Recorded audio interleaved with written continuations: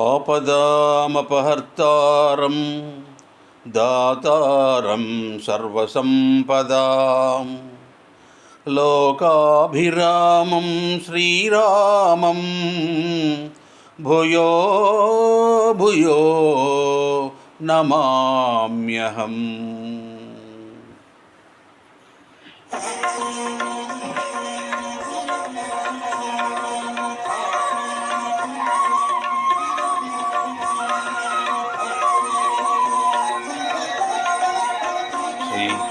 శ్రీ హనుమాను గురుదేవులు నాయద పలికిన సీతారామ కథ నే పలికెద సీతారామ కథ.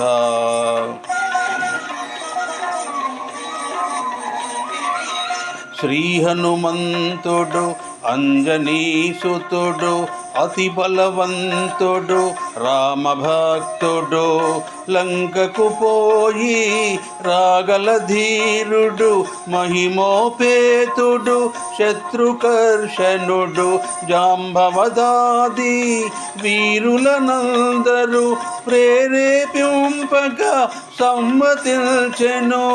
లంకేశ్వరుడు అపహరించిన జానకీ మాత జాడ తెలిసి కొన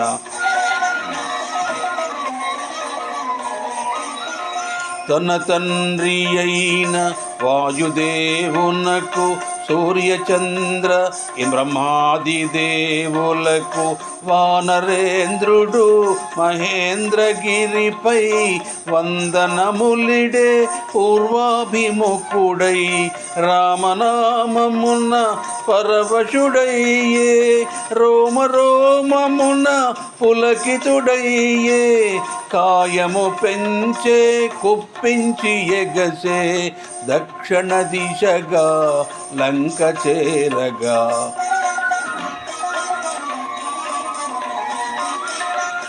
పవనతనయుని పదఘట్టనకే పర్వతరాజము గడగడవణికే ఫలపుష్పాదులు జల రాలే పరిమళాలు గిరి శిఖరాలు నిండే పగిలిన శిలల ధాతువులెగసే రత్నకాంతులు నలు దిశల మెరసే గుహలను దాగిన భూతముల దివి దీనారవముల పరుగిడే బెదరి. శ్రీ హనుమాను గురుదేవులు నాయద పలికెద సీతారామ కథ నే పలికెద సీతారామ కథ.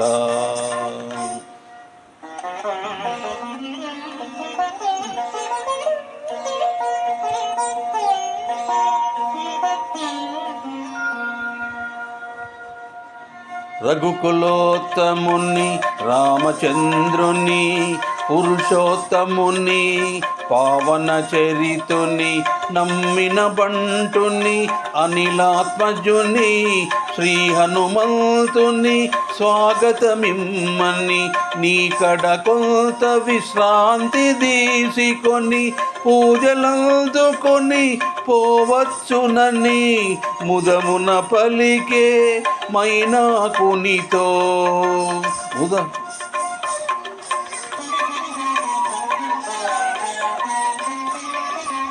మైనాకుడు ఉన్నతుడై నిలిచే హనుమంతుడు ఆగ్రహమునగాంచే ఇది ఒక విఘ్నము కాబోలునని వారిది పడద్రోసే ఉరము పిరిడే పర్వత శ్రేష్ఠుడా పోటున కృంగే పవన తనయుని బలము గని పొంగే తిరిగి నిలిచే హనుమంతుని పిలిచే తన శిఖరముపై నరుని రూపమై శ్రీ హనుమాను గురుదేవులు నాయద పలికిన సీతారామ కథ నే పలికెద సీతారామ కథ.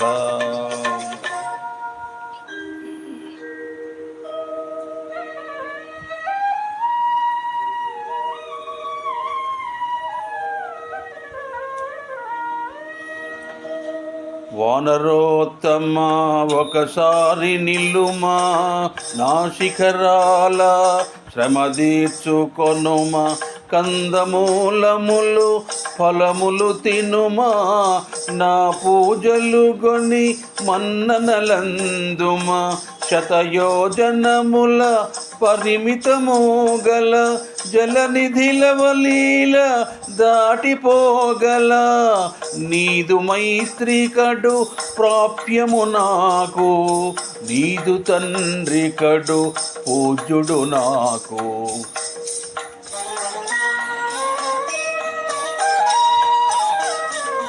పర్వతోత్తముని కరమున నిమిరి పవనతనయుడు పలికెను ప్రీతిని, ఓ గిరీంద్రమా సంతసించి తిని, నీ సత్కార్యము ప్రీతి నందితిని, రామకార్యమై ఏగుచుంటిని, సాధించు వరకు ఆగనంటిని, నే పోవలె క్షణమెంతో విలువైనది అని, నీ దీవెనల నాకు బలములే.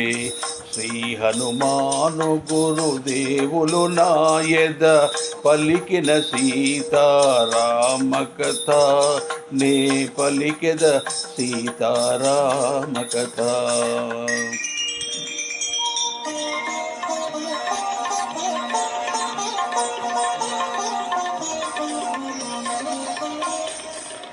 అనాయాసముగా అంబర వీధిని పయనము చేసెడు పవన కుమారుని, ఇంద్రాదులు మహర్షులు సిద్ధులు పులకాంకితులై ప్రస్తుతించిరి, రామకార్యమతి సాహసముమ్మని, రాక్షస బలమతి భయంకరమని, కపివరుడెంతటి ఘనతరుడోయని పరిశీలనగా పంపిరి సురస. ఎప్పుడో నన్ను నిన్ను మింగమని వరమొసగి మరి బ్రహ్మ పంపెనని, అతిగా సురస నోటిని తెరచే హనుమంతుడలిగి కాయము పెంచే, ఒకరినొకరు మిల్చి కాయము పెంచిరి, శతయోజనములు విస్తరించిరి, పైనుండి సురలు తహతహలాడిరి, ఇరువురిలో ఎవరిదో గెలుపనిరి. సురసముఖము విశాలమౌటగని, సూక్ష్మ బుద్ధిగొని సమయమిదేనని, క్షణములోన అంగుష్టమాత్రుడై ముఖము చొచ్చి వెళ్ళి వచ్చే విజయుడై, పవన కుమారుని సాహసముగని దీవించే సురస నిజ రూపముగని, నీలాంబరం గనుచు మారుతి సాగెను వేగము పెంచుచు.